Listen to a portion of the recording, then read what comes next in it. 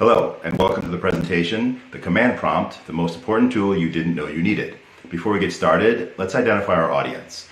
This presentation is geared toward the novice. So whether you're somebody who has not started in the IT world, or you're somebody who has a few programming classes under your belt and you want to expand your knowledge, this presentation is for you. The presentation is broken up into two parts, each about an hour. The first part will cover the basics of the command prompt and the shell environment, and the second part will touch on the idea of programming in the shell environment and also some remote networking. Hopefully you find this video useful, and if you do, please like and share. So let's get to it and talk about the command prompt, the most important tool you probably didn't know you needed. So what is it? Okay, the command prompt is essentially a text interface to your computer. Now, what you're used to, more than likely, is a graphical user interface, right? So you're used to, you have icons, you have conceptual representations of things like files and folders. You point and you click at things. That's how you access things. That's how you start applications, and that's how you make things work. A text interface is different. A text interface is you type commands to make things work. So it's not as intuitive. You have to be able to understand the commands, and you have to be able to know the commands, right? Nobody knows all of them, but you have to have a certain set memorized to be able to get things done. Now, you may never have used the command prompt, but here's the most important point to take away from this is if you want to be a computer technologist, this is a mandatory tool, a mandatory skill, right? You must learn the command prompt to engage in that profession.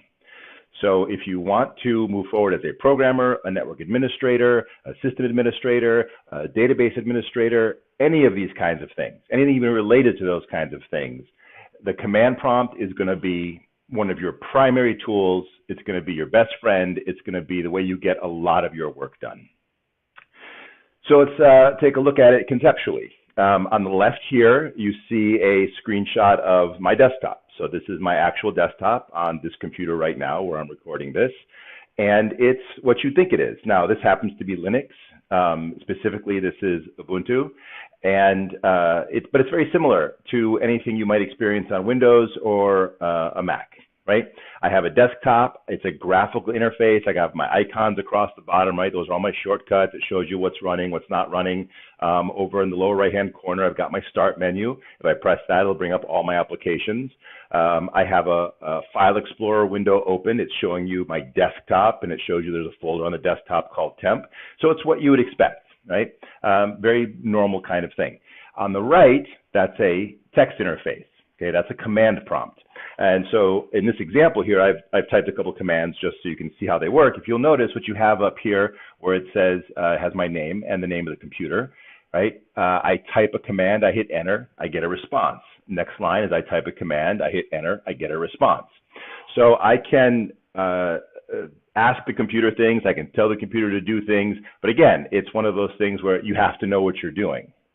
So two different ways of approaching things. And you'll see there's a lot of things that you can do in both environments. But the difference is there's not things that you can do equally in both environments. You're going to see that one environment is going to be better for certain things than another. And then we'll also see some things you can only do in the text environment. Now, before I go any further, it's kind of important to recognize that at some point in time, we didn't have graphical user interfaces. If you go back in history enough, you didn't have this example of like what's on the left side of the screen. Everything was what's on the right side. When I first put my hands on a computer, there were no such thing as graphical interfaces. They just didn't exist. We didn't know we were missing anything because no one had ever heard of these things. It was just not a thing. Everything was what you see on the right side of the screen. So you start the computer, and that was your screen. That was the whole screen. Okay, and there was nothing else there. So because of that, this idea of a text interface, if you haven't worked with it, and if you're not already a IT professional, you kind of have this impression that maybe this is an old technology and it's outdated or it's obsolete, that's been replaced. So one of the first things we want to clear up is that's absolutely not true. While it is true it's an old technology, it is not true that it's obsolete. It is true that you need this, and it is the professional way you will interact with a computer system. It's not going to be the only way, but it's going to be one of the most important ways. So if you have any kind of an idea in your head, like this was sort of a old way or new way of doing things, you have to get that out of your head right away. This is not about old and new. This is about different. Okay, this is about different things for different purposes. Okay.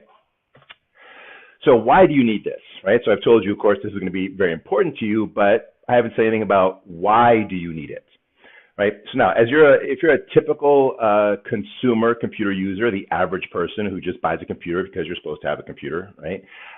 You're never going to come across this, more than likely. But if you're listening to this, you're not a typical user. You're somebody who wants to get into IT. You want to get into programming. And this is an absolutely essential tool for you. Right? There is no way to engage in this profession without this tool, right? Why? Well, some things are just easier at the command prompt, okay? When you're doing this professionally, you don't want to make things difficult, right? Your goal is to make things as easy and as efficient as possible, and the fact is some things are just easier at the command prompt. More importantly, some things can only be done at the command prompt. Or we might even say they're done more efficiently and they're done better at the command prompt, okay? Now, over time, as you get good with the command prompt, you're going to choose to do more and more things this way. I don't know what I would do without it, right? When I want to search for a file, I don't open up a File Explorer window and I don't use that interface. It's too slow. It's too clumsy, right? I open up a command prompt window and I use commands that I know to find something. I can do it much faster and much easier than I can at the graphical interface. And most good technologists, the fact is, and most good programmers, you're faster at the command prompt, right? You can do things that you could do in the graphical interface, but you'll do it so much faster, right, at the command prompt interface than you would ever be able to do in the graphical interface. So those are some reasons why you will need it. There's a lot more reasons, but this is enough. This should tell you right away this is going to be something that you really want to master. So some quick facts about the graphical interface. It's not the computer. It's very typical, especially if you're not a technologist yet, if you're not deep into that world. You kind of look at the computer and you look at your desktop and you go, that's the operating system, or that's the computer. Absolutely not true. Okay, that's not the operating system. That's not the computer. The graphical interface, that screen you see, if we go back to here, what you're seeing here on the left-hand side, this is an abstraction. Okay, this doesn't actually exist the way you think it exists. There is no desktop. Okay, and we'll see that when we start poking around with the command prompt. There is no such thing as that. That's just a representation. This idea of files and folders, it doesn't really exist the way a File Explorer window will show it to you, right? It does exist in a sense, but not the way you're shown in this graphical interface. The graphical interface is a convenience. It's an abstraction to make things simple for the average person to understand things in real world terms. For example, we know what a file cabinet is. We know what folders are. We know what files are. We know what a piece of paper looks like. So a graphical interface is designed to mimic those real world items to make you feel more comfortable using a computer. But if you're going to be a professional, you've got to get way past that, right? You've got to get into really understanding what's going on, not just the abstraction of understanding what's going on, but really truly knowing what's going on inside the machine. So this graphical user interface, you just have to keep remembering, that's not really the computer, right? It's just another application. And here's the most important point about that application. You can only do in the graphical interface what the makers of the graphical interface let you do. Okay, that's a very important point if you're going to be a professional technologist, because the graphical interface is just another application. Some programmer made it, right? Or groups of programmers, they made these things, right? And you can only do what they let you do. Now, could you become a great programmer and could you build applications to do more than what the interface lets you do? Of course, right? So you can program your way around things, especially on machines like Linux, a little bit on Windows, not so much on macOS, but you can get around the limitations, but it's difficult and you really have to know what you're doing. And you have to dedicate yourself to being that kind of programmer. Well, why would you want to do that when there's a better way? So some command prompt quick facts. The command prompt is an environment, right? The command prompt is in an environment known as the shell or the terminal. So as we look at this picture again here on the right, the window itself, right, this thing you're looking at in whole, that's known as a shell environment. Okay, the command prompt is actually the actual prompt. You can see here where it says my name and it says the computer, and it's waiting for a command. That's the actual command prompt. So the command prompt is in an environment known as a shell or a terminal, and the shell itself is also a programming environment and a language in and of itself. So you're in an actual programming environment at that point, right, where you can do quite a bit. Compare that to the graphical interface. You're not in a programming environment, you're in a user environment, right? Completely different approach, completely different concept. Now, to be fair, the shell is also not the operating system. It's also not the computer, really, right? It's an interface to the operating system, and it's an interface to the computer. But the point is, it's a lot closer to the computer, right? We say it's closer to the metal. It's closer to the hardware, okay? And it's a lot closer to the actual operating system. You can interact through the shell in ways you really can't interact through the graphical environment. Now, again, of course, you could always build an application to do what you can do in the shell. Of course, somebody probably has built applications to do some very complicated things, but it's not necessary, and it's usually burdensome. It's usually overkill, right? When you can do the same things quicker, faster, and easier from a shell environment, right, at the command prompt. So the idea to take away from this is, at the command prompt, you decide what is possible, not the makers of the graphical interface, because it is a programming environment, and when you master it, there's almost nothing you can't do. Right? You can make the computer do anything that you want it to do and work the way you want it to work. So let's get to the shell and take a look at some examples.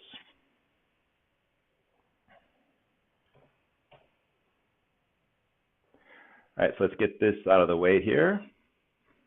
And this is my shell environment. All right, so let's maximize this. Okay, and we can imagine that at some point in time, right, this is all you had.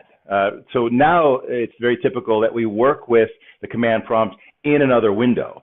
So you're in the graphical environment, and then you open a window that gives you access to the terminal or the shell, which gives you a command prompt. And that's what you're looking at in the upper left corner here. You're looking at the command prompt. But at some point in time, if you go back in history far enough, like this is all you had. You started the computer and it was just this, right? Just a big blank black screen and nothing else, right? But we now work in a windowed environment, and that's what you're seeing here.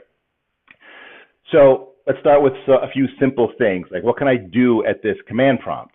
Well, let's first explain the command prompt. What do you see here? Okay, so first thing you see is my name on the left-hand side here, right? So that's telling you which user is logged in. In most professional environments, they're multi-user environments. So you want to know who you are. And we're going to see later in part 2 of this, that's important because I can move around through this environment to other computers that are in other places. And as I move from place to place, you can very quickly forget who you are on that particular computer. Okay, you'll see what I mean in part 2. So if it doesn't make sense to you yet, don't worry about it. We're going to explain it in part 2 of this presentation.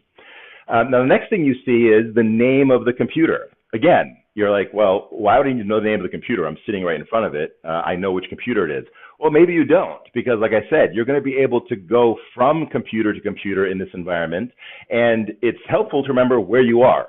Because I've done that where I've dug 2-3 levels deep inside a multi-computer system, and in each system I'm a different user, and if I didn't have that little prompt up there telling me who I am at the moment and which computer I was on, I forget. Okay, so what else is up here?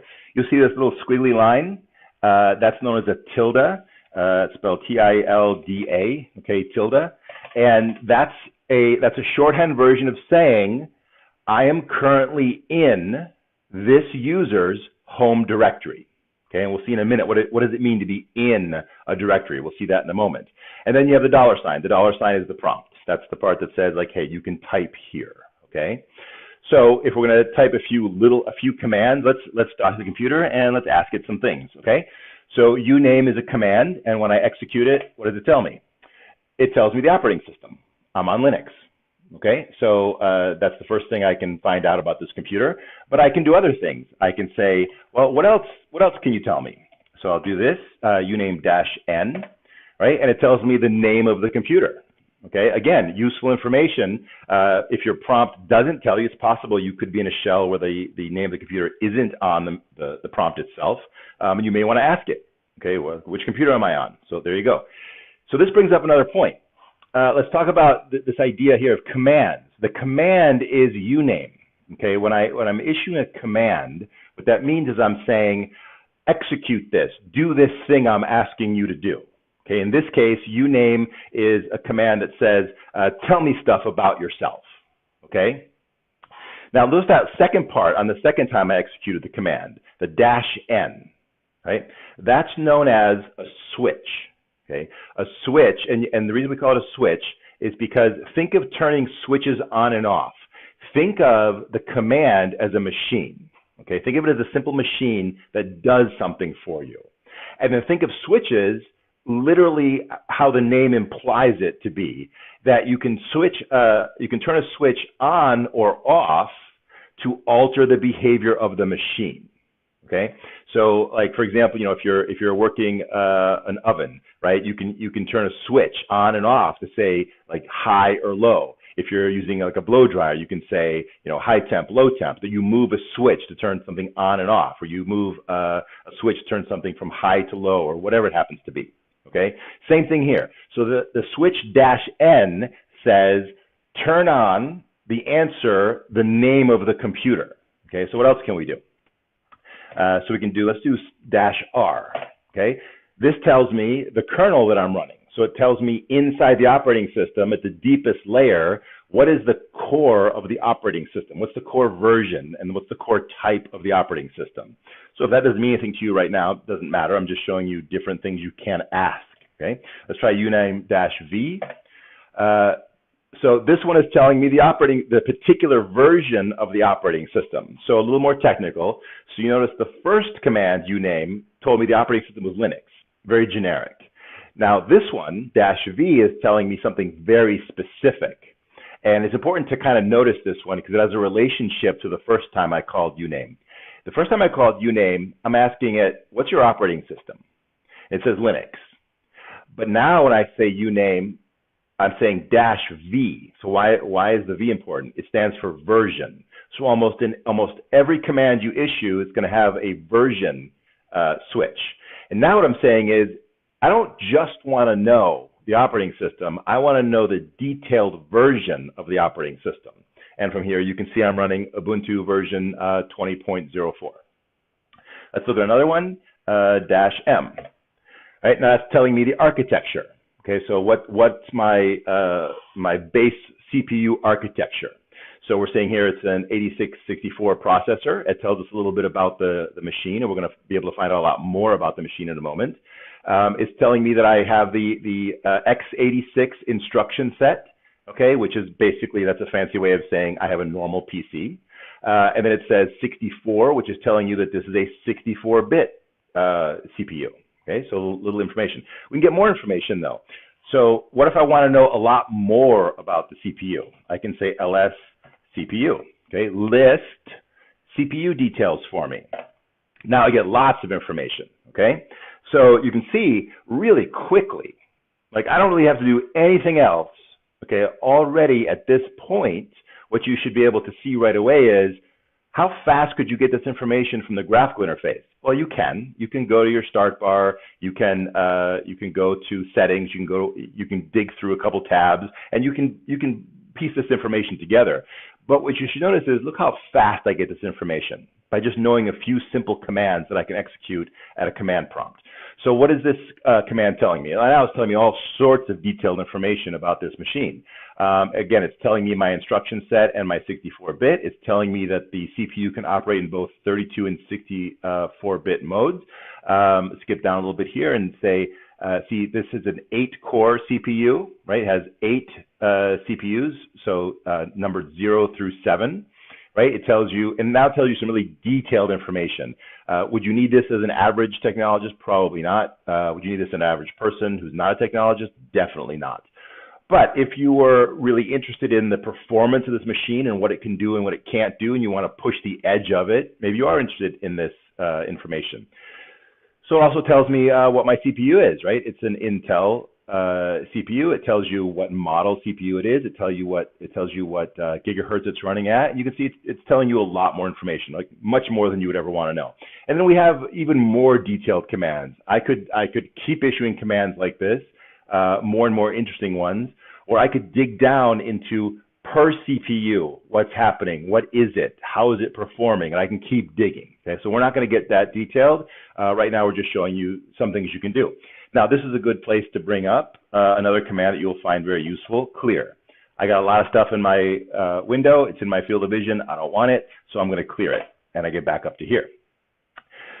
So now we see what you can do, right? A small version of what you can do. You type commands, you add switches to commands to alter their behavior, and you can get all sorts of information. But you can do a lot more than that. Okay, you can manipulate things, you can create things, you can program things, you can pretty much do anything. There's anything. Everything the graphical interface can do, you pretty much can do it here. It's just a question of where do you want to do it. Okay, now the reverse is not always true. There are some things you can do here, which we'll see especially in the second part of this presentation, that you can only do here, or it's just so much easier to do here, you wouldn't do it any other way. So let's move on and let's look at some other things. I mentioned much earlier that little tilde up here, this little squiggly line, is telling me where I am. What does that mean, where I am? It means if I issue a command that has to do with files, directories, objects, okay, that are stored on the machine, it will execute in a certain place. Now, right now, what it's telling you is it'll execute in my user directory, okay? And we can see that if we issue a command and say, well, where is my user directory? If I type pwd, that stands for print working directory, okay? And most commands, you'll find they are mnemonics, okay, which means they're meant to remind you of what the command actually is. So pwd means print working directory. And we'll see with other commands, they also stand for something usually.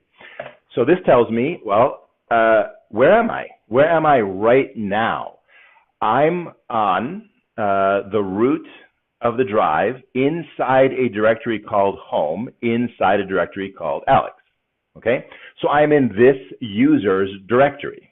Okay, if I issue a command, it'll execute in this directory. That's what it means to be in the directory. So now we saw with previous commands, such as uname, it doesn't really matter what directory you're in because those were universal commands. Okay, so uname and the other commands we did like lscpu, clear, they don't really relate to the directory you're in because they're universal to the machine. So when I say uname, I'm asking the computer about things general to itself. But when we issue commands that need a location, okay, that's where this information becomes important. So let me give you an example of that. ls is a command that stands for list. It says, tell me what's in this directory, okay? Or in other words, list what's in this directory, right? And now this command is particular to my location, right? And that's where this idea of location becomes important. So if I say ls, it's going to give me a list of things in this directory. So a quick scan of this, right, says I have a lot of things in here, okay? And it says I have folders, which you see in blue. I have files, which you see in green. And we have one example of something called a symbolic link, which is right here in the light blue, okay? And we won't worry about what that is right now. It's just showing you we got some different things here. Directories are blue, files are green. That's the important part you want to take away from that. And this is all the stuff that's in my directory. Well, what's an interesting thing you see in my directory? Desktop. Okay, so what does that mean? That is what you see when you start the computer and you see what you think of as a desktop. It's just a folder in your user directory. Okay, that's all it is. It's nothing else. It's just a folder in your user directory. And we can look inside there and we can see what's in there.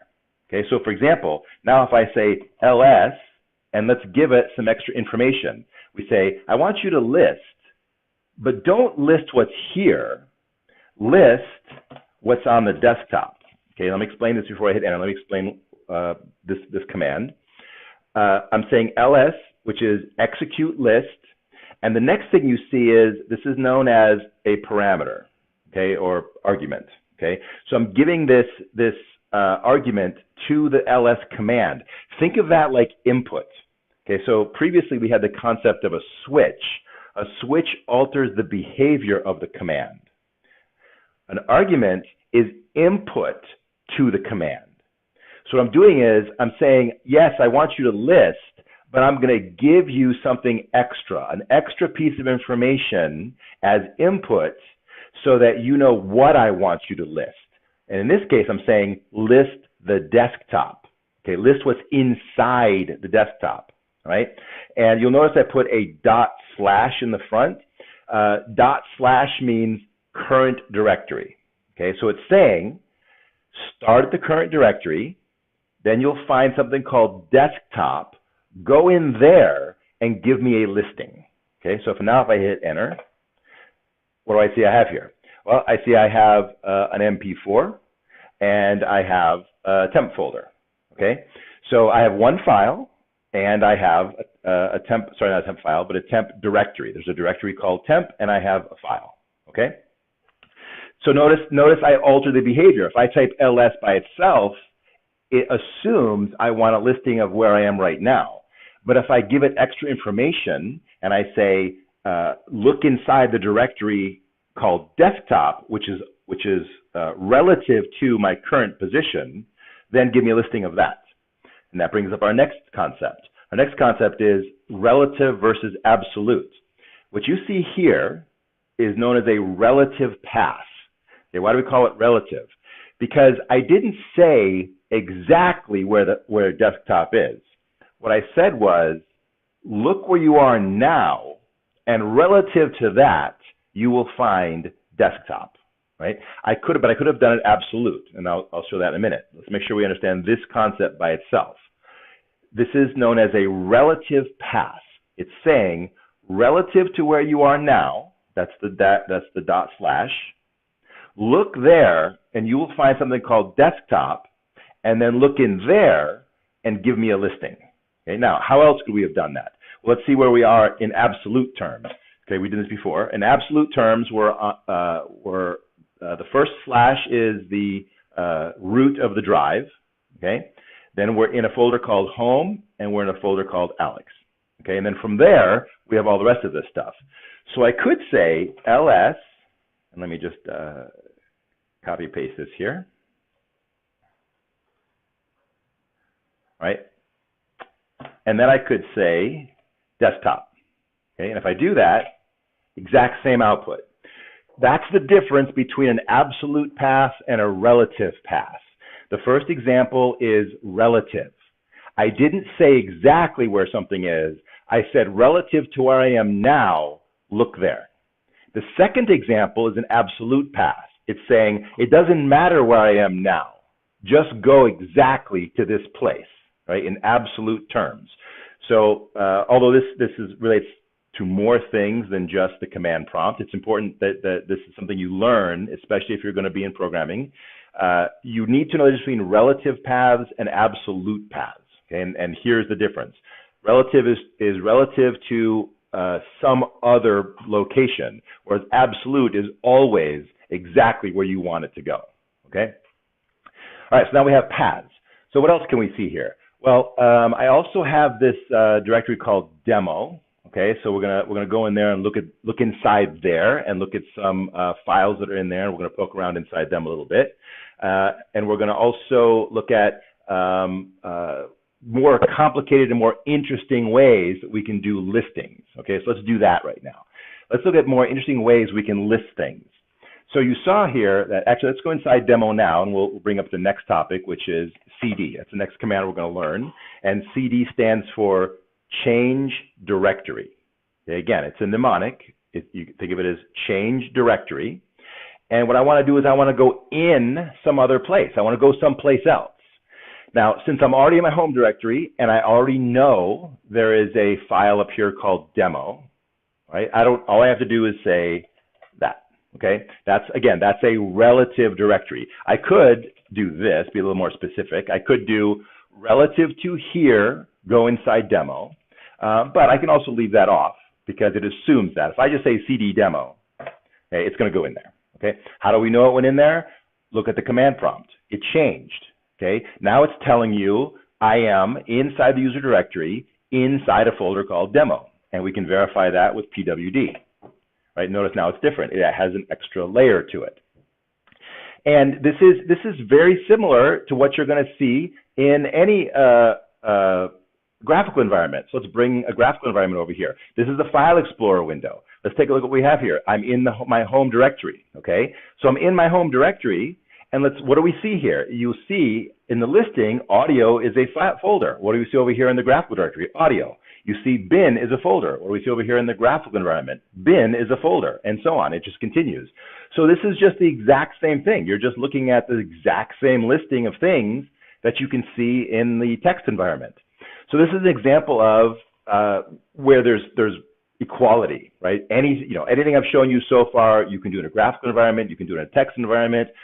Which one should you use? Whichever one makes you happy. Okay, at this point, we're still doing things that are pretty simple and can be done on both sides, but we're going to start to get more advanced in the command prompt environment.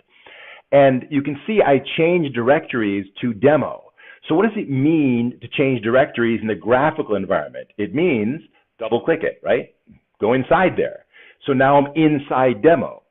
So to use the text environment, what you need to do is you need to visualize. Okay, so, and that's all the graphical environment is doing for you. The graphical environment is just letting you, is just not letting you, but it's visualizing for you. Okay, that's what it's doing. The graphical environment does nothing more than show you pictures of things that you could visualize on your own, and it's probably the way you would visualize it. That's why it's so easy. Okay, but we take this away, and when all you have is this text environment, you got to kind of picture it yourself. So when I typed cd demo, you got to, in your mind, you have to picture double clicking on the demo directory and going inside it. Okay, same thing. And how do we know that's true? Well, let's do an ls and take a look. So I do ls, and what's in here? Well, I have a bunch of files in here: main.c, main.php, main.py, main.rb, main.sh, notes, and notes text. Let's look over here in the graphical environment. What do we see? The exact same thing, right? The same thing. And I could do a list, right? So this list over here on the left in the text environment is the same as this list over here in the graphical environment. So the next concept to really take in is you have to visualize for yourself when you're in the text environment. And it becomes very easy once you get used to it. So now let's take a look. We look at this graphical environment and we say, wait a minute, I can see a lot more stuff. I can see the size, I can see the type, I can see permissions, I can see when it was modified, and I want to see that kind of stuff. How do I do that in the text environment? So before I answer that question, one of the things that you have to make sure that you ingrain in your mind is you can do almost anything in the text environment. Don't ever think to yourself, oh, well, the text environment doesn't give me the information I want. It's very easy to look, like if I just stop talking now, it'd be very easy for you to look at this example and go, well, I get it, you can do it in a text environment, but it's so simplistic that, I need more information and it doesn't give it to me. So I like the graphical environment better. Don't think that way. If you are thinking that way, get it out of your head right away. Because I guarantee that the text environment is the one with the details. It's the one with all the good information that you're going to want as a professional technologist, okay? So since we know we can do it over here in the graphical environment, let's learn how to do it in the text environment. So we know ls is our list command. We want to change its behavior. So what you have to start thinking in terms of, you can do anything over here. You just need to know the switches, and you just need to know the parameters or the arguments that you need to pass in. Once you know that, you can do anything. So let's try this switch. -L. What does -L tell us? Now I have more information. Now it looks more like the information I've got over here in the graphical environment. I have very similar information. In fact, I have more, okay? I have the size, right? You notice there's a column here that says 80, they match up, right? Main.c is 80 bytes. It says 80 bytes right here in the graphical environment. It says 80 over here in the text environment, same thing. I also have my date and time that this file was created. I have more information. I have ownership information. You see it has my name here written twice. That's telling you both the owner and the group that this thing belongs to, okay, that each of these things belong to. So in my case, because this is a single user machine, meaning it only has one user, me, my group and my name are the same.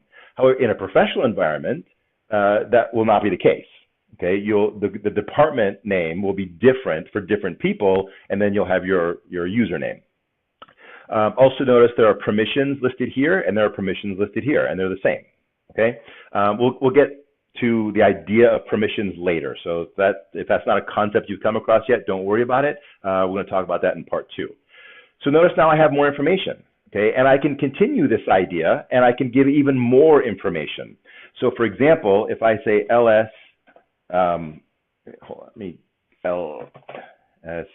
ls-alf, okay? Now what I'm doing here is I'm combining switches, and that's really important to notice because it's a new idea, right? If you have multiple switches you want to turn on at the same time, you just string them together. So what is ALF going to do for me? Well, the A is going to say, show me hidden files. And the F is going to say, and give me more information about files, directories, hidden files. Okay, so I'm going to execute that. Now things look a little different. Notice the difference in the listings.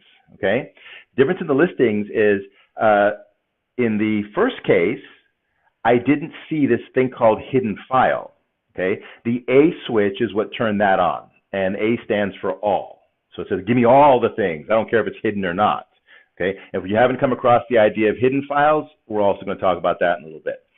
So, I mean, well, we can basically define it really quickly right now. A hidden file is something that's there, and it's not really hidden. It's just not obvious. Okay, hidden implies that you're supposed to stay away from it, and there's some truth to that.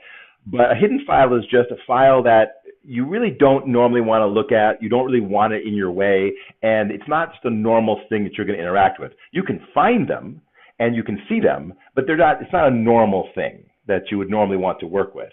And notice in the first listing, if I just say -L, it skips it. It doesn't show it to you. But in the second listing where I add the A, it's going to say, okay, oh, you want all the information. So I'm going to show you the hidden file as well.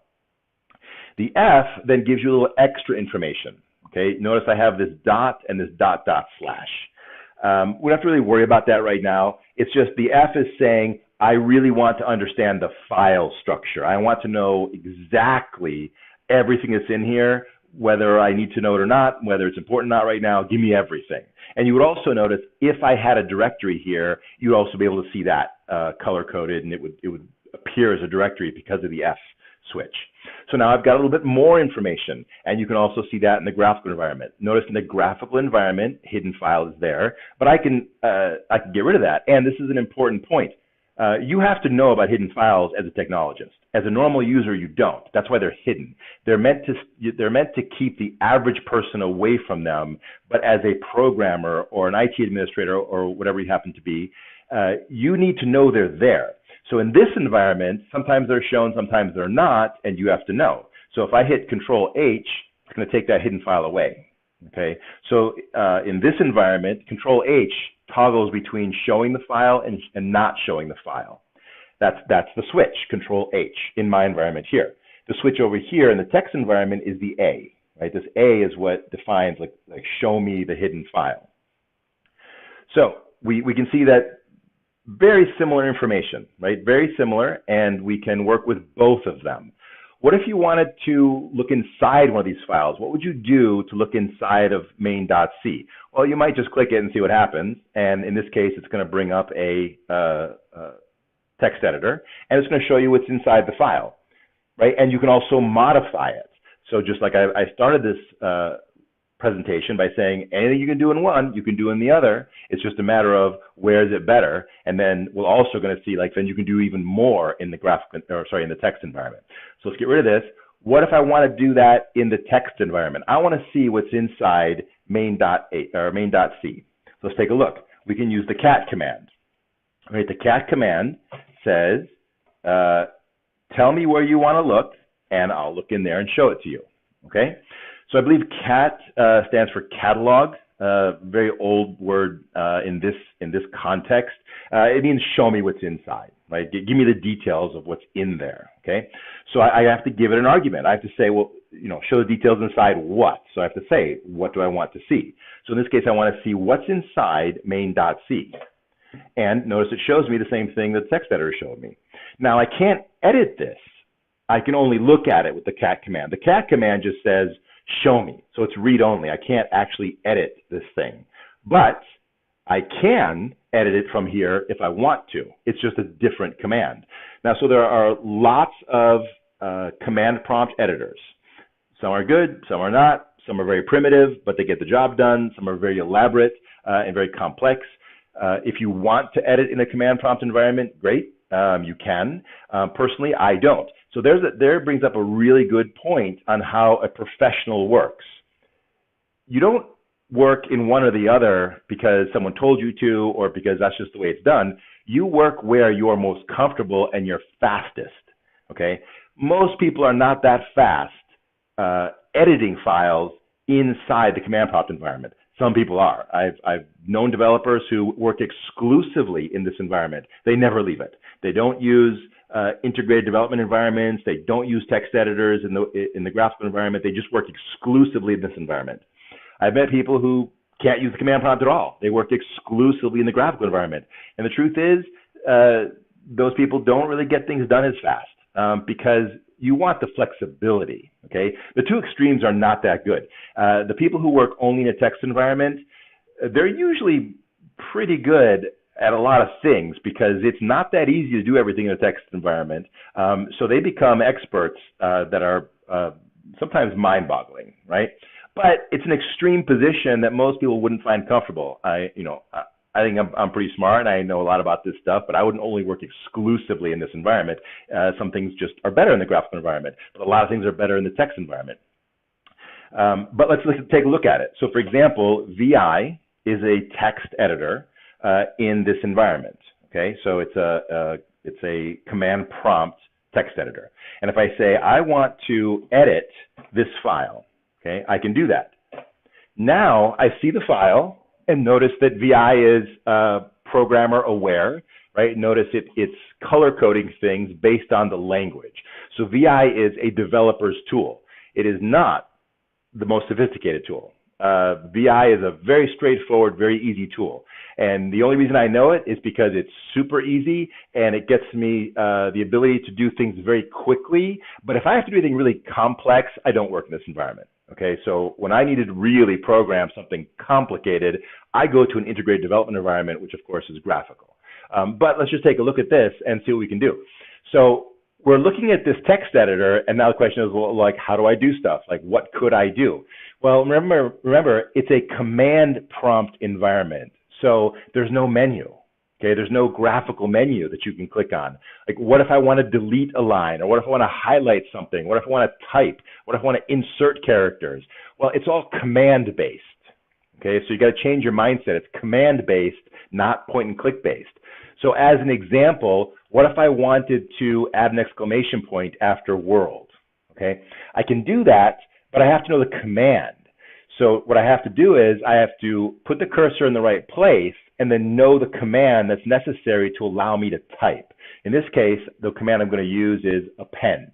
I want to append an exclamation point on the end of the word world, like after the D. And how do you do append? A. Press the A key. So I press A, notice it moved over, and notice in the lower left-hand corner, it's now in insert mode. It allows me to type. So I put an exclamation point there. Now, okay, let's just say I'm done. That's all I wanted to do. Well, how do you save this thing? Well, again, you've got to know what you're doing. And right now, we're in insert mode. So you have to issue the command that says, get out of insert mode. And that command is to press the escape key. If I press the escape key, now it takes me out of insert mode. You see the little insert signal at the bottom is gone. So now I want to save. How do I do that? Well, you have to issue a command. And what I want to do is I want to write this information to a file. So how do we do that? We say :W, that will write to the file.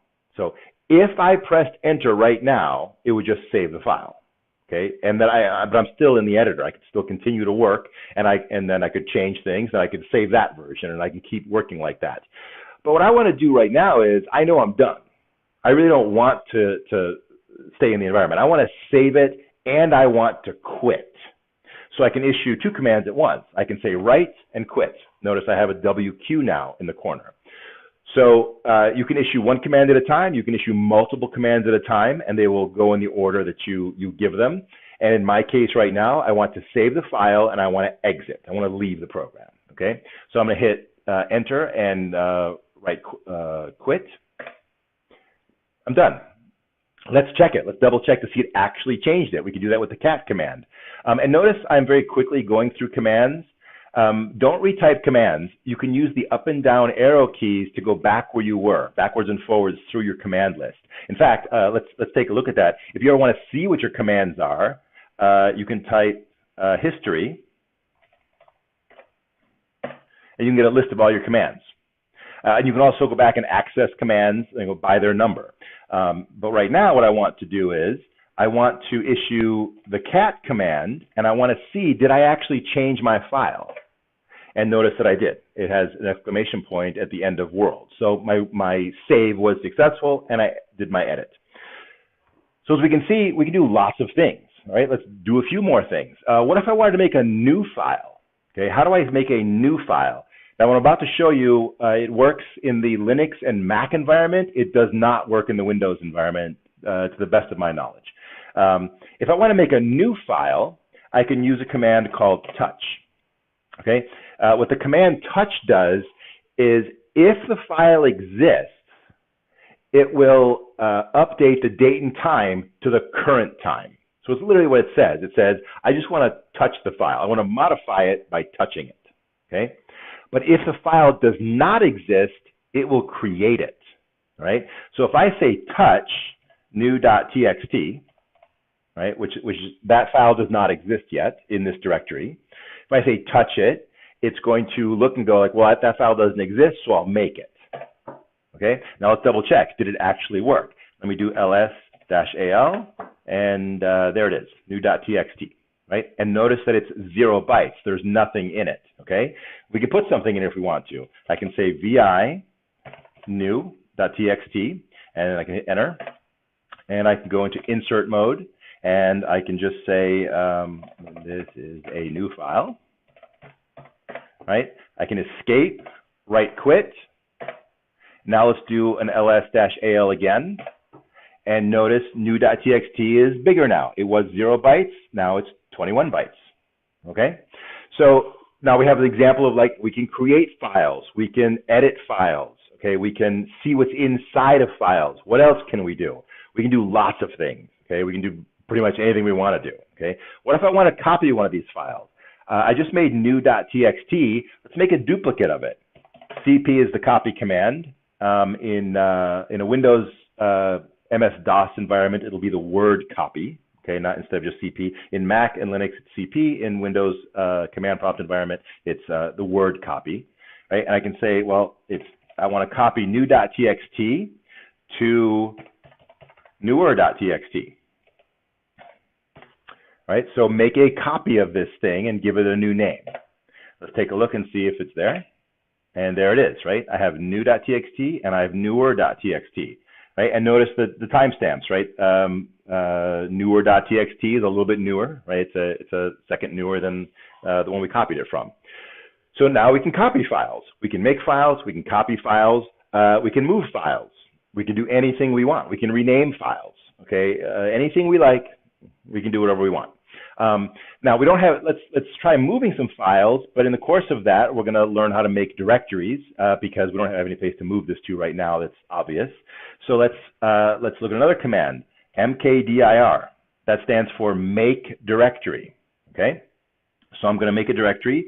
I'll just call it demo2. And the question is like, where will this directory show up? Well, again, it's a relative command. It'll show up under demo. So if I say make directory demo2 and look inside and see what I got here, there it is, demo2. It's a new directory. It was just made a second ago. Okay, so now I can navigate to that directory. I can go inside there,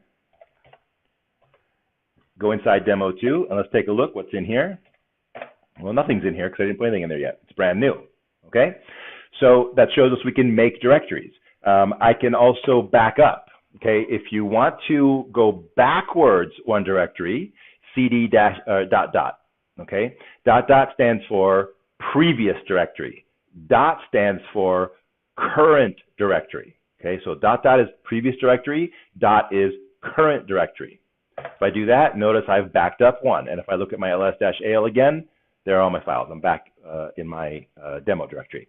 Now that you know what dot and dot dot stand for, it'll make a little bit more sense that when you do a listing of a directory, you see those two things. Notice how they work in a command. If I say cd dot dot, it moves me backwards one.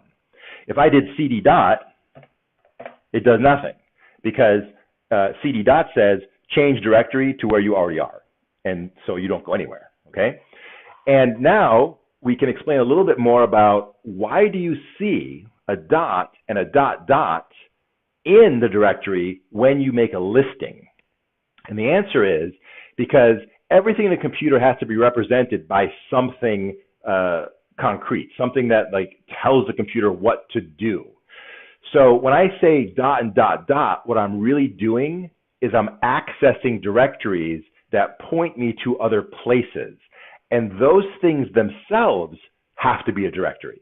Okay, so it gets a little confusing, it's a little weird, but notice that, notice demo2, if you look at the permissions, has a D over here because it's a directory. Well, dot is a directory as well. Notice it has a D, okay? And dot dot is a directory as well. Notice it has a D next to it. So, and what directory are those things? They are the previous directory and the current directory.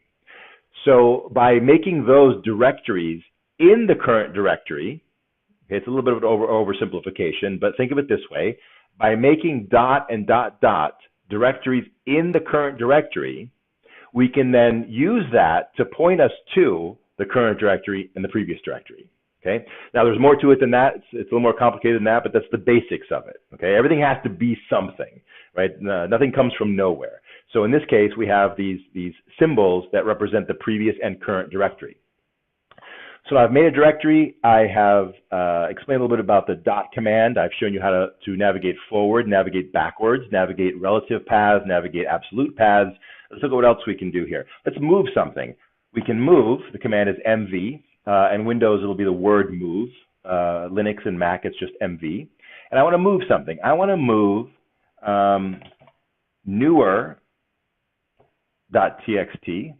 Oh, it looks like I had a .tx there, not txt. So that's interesting. Let's fix that right now. This should have said newer.txt, but it says newer.tx. Let's fix it and move it at the same time. Okay, so we're going to say move newer.tx to demo. Oops, we want to go to demo2. Oh, wrong.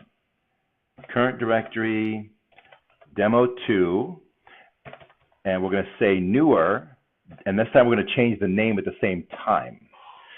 So if I didn't give it a name, if I would have just said move newer.tx to demo2, it would have just moved it. But what I'm going to do is I'm going to move it and rename it at the same time. Okay, and I didn't do that on purpose, but it's a good example of combining commands to be faster. So I do that. Now let's take a listing of what's inside this directory. Newer.tx is gone. Okay, now let's do a listing without moving. Okay, we're going to do a listing of demo2 without actually moving to demo2. What's in there? Newer.txt. Notice I've moved the file and I've changed the name at the same time. So in this environment, when you want to change a name, you just use the move command. If you use the move command without giving a new directory, it becomes a rename command, right? So if I would have just said mv newer.tx and then immediately after that said newer.txt, what it would do is it would just rename it. Okay, it would move it to itself in the same directory and then rename at the same time. But in this case, what I did is I gave it a new directory and moved the file over. Okay, so you can see what we did here is we moved things around using a relative path. Okay, and we did it from where we are to where we want to go. We can also do it from the position of where we want to go, right? So like we can do, let's go inside demo.2, or sorry, demo 2. Let's make sure we're in there. Okay, we are.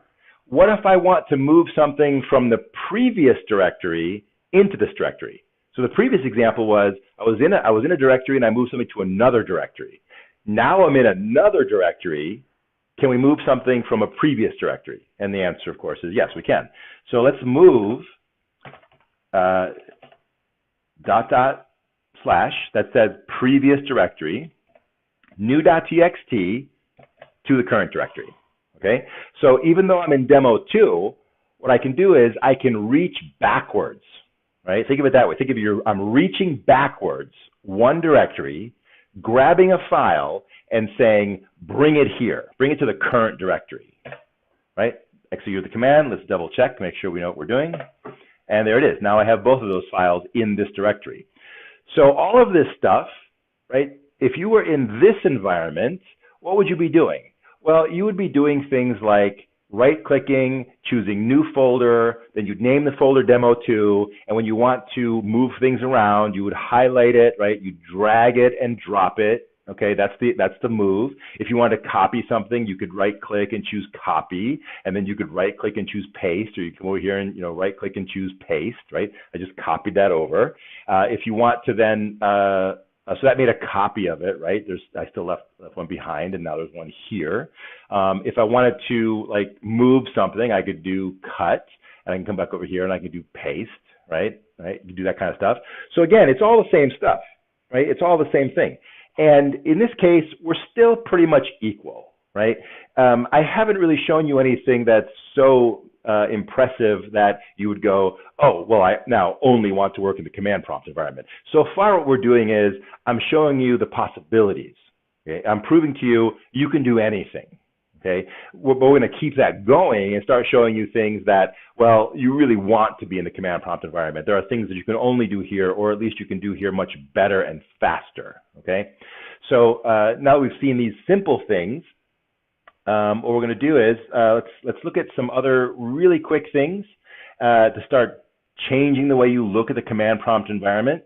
Notice that every time I want to look at the details of files, I type ls-al.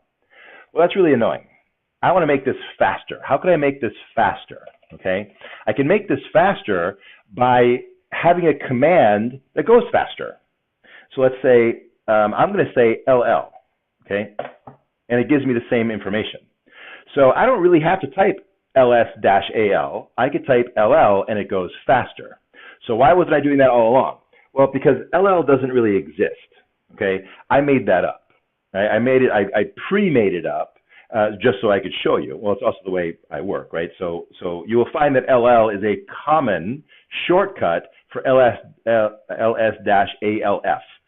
And where does it come from? Why is it here? Like, why didn't I just use that in the first place? So that thing is not a command. ls is a command. ll is not a command. I made it up. Okay, it's known as an alias. Let me spell that. Alias. Okay, ll is an alias. What it is it's a nickname for ls-al. Okay, it's a nickname for it. And you can make up as many nicknames as you want. So what we're going to start to get into now is, in this environment, you can start creating your own shortcuts. You can start creating your own commands. You can start customizing this environment to be able to do anything you want to do. So we're going to end this part of the presentation here with just talking about aliases for a little bit to introduce us to the idea that we can alter the behavior of things. And one of the most common things a programmer will do is, well, we almost always want to type ls-alf, but being programmers, we're naturally lazy, which means we're naturally efficient. And we go, well, I really don't want to type it all the time. I just want to type ll and be done with it. Okay. How do I do that? How do I achieve that goal? Okay, and the answer is you create an alias, and I'm going to show you that. So the first thing I'm going to do is I'm going to transfer back to my home directory. I'm going to say cd space tilde. That moves me back automatically to my home directory. We're going to take a look at all the things inside here. Lots of things inside here, but the thing that I want to look at right now is a configuration file. I want to look at a file that particularly configures this environment, right? So we're going to just touch on this idea, and then we're going to move on to part two. This environment is configured by various configuration files, and here's one of them, okay? Notice it's a hidden file. How do you know it's a hidden file? Because there's a dot in front of it. In Linux and Mac, anything with a leading dot is a hidden file. In Windows, it's a different mechanism, but in this environment, it's anything with a leading dot is a hidden file. So if I were to type just ls in this environment, notice you don't see that. You don't see -rc anywhere in here. So I need to know that I want to see everything to be able to see it. That file tells this environment how to behave. And if I know how to alter that file and I know how to work with that file, I can make this environment do whatever I want. I can change the colors, I can change the commands, I can change anything I want, okay? So let's look inside there. What's inside bashrc? Let's do a cat dot bashrc. So relatively complex. If you haven't seen this before, it's going to be a little overwhelming, or if you haven't really worked with this. But what this is showing you is it's showing you all of the things that configure this environment. And if you've done any kind of programming before this, what you should notice is this is very programming-like, because the shell is a programming environment itself. Everything you do in the shell is really executing programming commands, okay? And so if you look at an RC file, which is this, an SH file, if you look at this configuration shell file, it's telling you how this environment is customized, and it's programmer-like. Okay, we know you have if statements, right? We're making choices, we're making decisions based on things. Okay, you can make loops, you can do all sorts of things. You can change colors. You're seeing that right here. There's different kind of color styles being set here. All sorts of things are being set here. Notice what's also being set here: aliases. So if you know where this file is, you know how to work with it, you can create aliases. So right here are aliases that I've created. So I use VI, or I use whatever text editor I want. I go in here and I change what seems like I'm changing the commands. I'm not really changing them. I'm making a nickname for them. An alias is a nickname. So notice the very first one. It says alias LL to LS space -ALF, right? So what that does is from now on, every time I open the terminal window, if I type LL, it executes the command ls-ALF. And we can see I've done other ones, right? If I type LA, it gives me ls-A. If I type L, it gives me ls-CF. They do different things. So shortcuts to the ls command. I've got a few other ones. For example, when I want to switch to, for example, my personal research, right? If I want to work with my personal research, I've got to go find the directory that has my personal research in it, right? So if I want to do that very quickly, if I type txsu, notice that's the alias here, the alias txsu, right, will execute a cd command with a lot of stuff after it. It goes to my research code. And the reason I have that alias is because I don't want to type that every single time I want to change that directory, because I changed that directory a lot, and that's too much for me to type and also too much for me to remember. So I make it something simple. I change it to txsu, I hit enter, and watch what happens. I change to the directory, okay? So that thing right there, txsu, that is not a command. It is an alias for the command cd Dropbox tsu or txsu research code. And if we do a quick look at what's inside here, I can do LL, what's inside here. I don't know, got a bunch of stuff here. Okay, so mostly these are just projects, okay, that I'm working on. But you can see I can move around very quickly by making these aliases, okay? So now we have a little introduction to commands. We've done all the basic stuff. We've moved files, made files, copied files. We've edited files. We've shown how to move around directories, how to access relative paths, absolute paths. That's the basics. That's pretty much it for the basics. If you understand just that and nothing else, you can get started. Okay, you can immediately start doing more interesting things if you just understand these basic kind of things. So what we're going to do in part 2 is we're going to take another step forward and look at programming in this environment and look at how this environment is a programming environment in and of itself.